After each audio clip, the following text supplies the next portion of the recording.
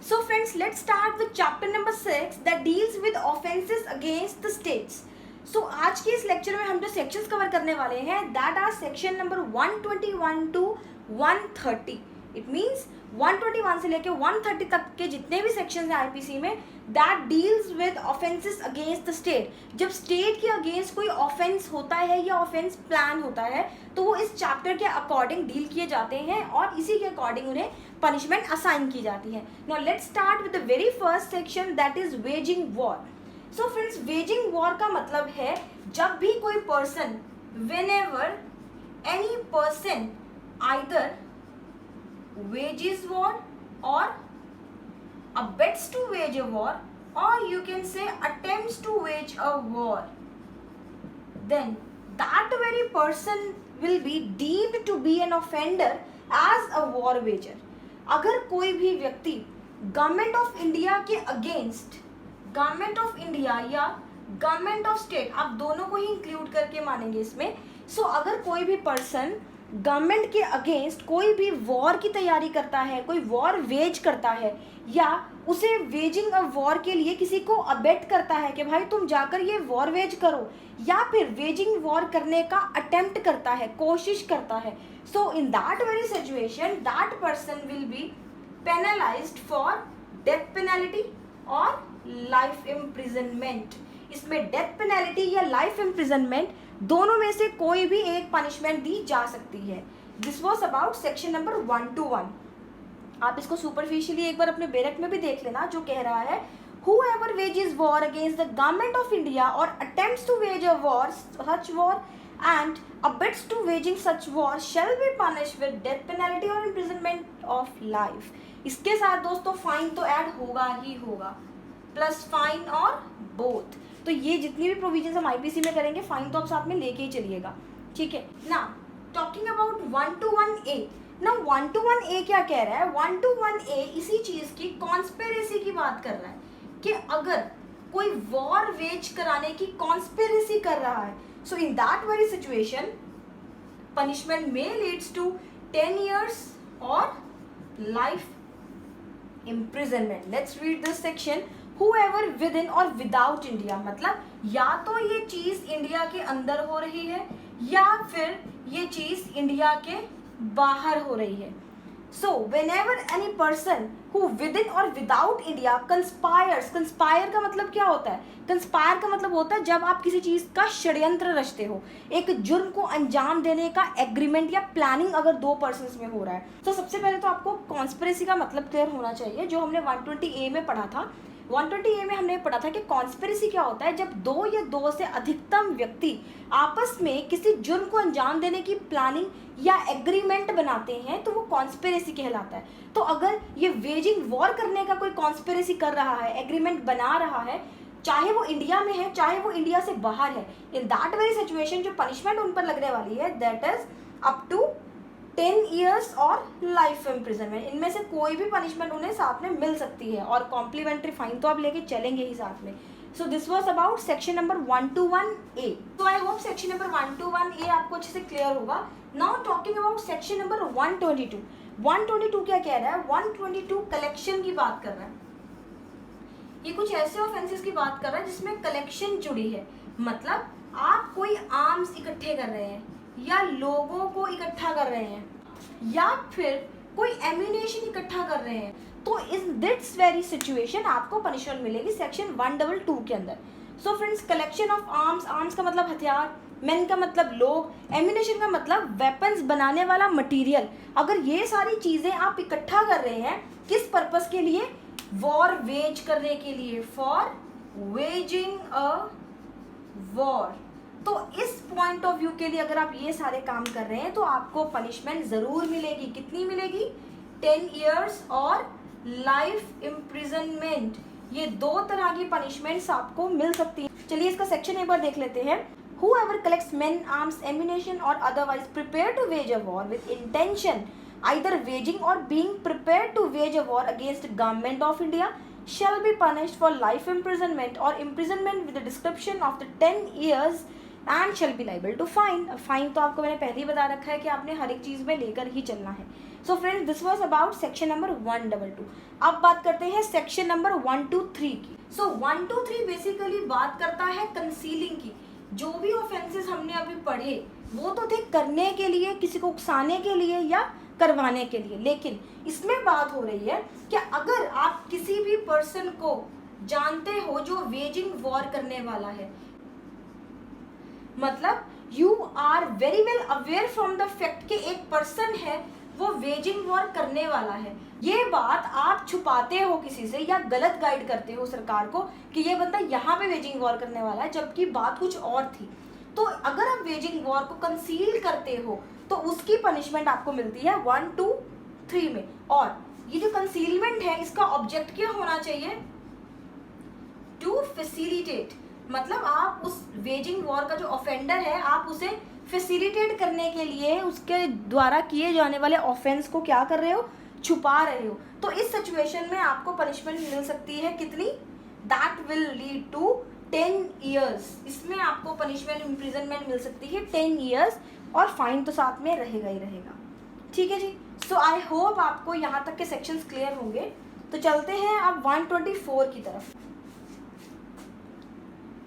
So friends, section number 124 बात कर रहा है अगर आप असॉल्ट कर रहे हो, असॉल्ट आप कर रहे हो किसको? या तो प्रेसिडेंट को या फिर गवर्नर को। आप गवर्नर या प्रेसिडेंट को असॉल्ट कर रहे हो, किस लिए? इन दो ऑब्जेक्टिव्स के लिए। कौन से ऑब्जेक्ट के लिए आप उन्हें असॉल्ट कर रहे हो? या तो उन्हें कुछ कंपेल करने के लिए या उन्हें कुछ रेस्ट्रेंट करने के लिए। अब क्या रेस्ट्रेंट करने के लिए और क्या कंपेल करने के लिए, इसकी बात हम करेंगे। अगर आप किसी प्रेसिडेंट और गवर्नर को कंपेल करते हो कुछ ऐसा करने के लिए जो वो करने के लिए बाउंड नहीं है, तो ऐसे में आप ऑफेंस कर रहे हो। और अगर आप किसी प्रेसिडेंट या गवर्नर को रेस्ट्रेंट कर रहे हो वो काम करने के लिए जिसे करने के लिए वो लीगली बाउंड है, तो ऐसी सिचुएशन में अगर आप असॉल्ट करते हो इस इंटेंट और ऑब्जेक्ट के साथ, किसे? प्रेसिडेंट को या गवर्नर को, then you shall be penalized under 124, जिसकी पनिशमेंट जा सकती है कितनी है? 7 ईयर्स। आपको 7 साल तक की जेल हो सकती है अगर आप किसी प्रेसिडेंट या गवर्नर को डरा धमका रहे हो, कोई क्रिमिनल फोर्स लगाने का थ्रेट कर रहे हो उनको, मतलब असॉल्ट कर रहे हो एक तरह से, जस्ट इसलिए कि वो काम करें जो करने के लिए वो बाउंड नहीं है, या आप उनको रॉन्गफुली रेस्ट्रेंट कर रहे हो वो काम करने से रोकने के लिए जो करने के लिए वो लीगली बाउंड है। तो अगर ऐसा आप कोई ऑफेंस कर रहे हो तो आपको सजा मिलेगी 7 साल की।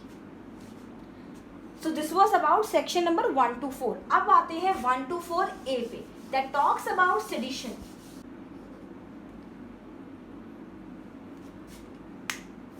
सेडिशन का मतलब हम पहले समझते हैं। सेडिशन का मतलब होता है आप अपने ही देश में कोई ऐसी फीलिंग लेके आ रहे हैं जो डिसअफेक्शन की है, मतलब आप कोई डिसअफेक्शन वाली फीलिंग लेके आ रहे हो या कोई हेट्रेड फीलिंग लेके आ रहे हो, किसके against? Against government of India के। किसके अगेंस्ट लेके आ रहे हो?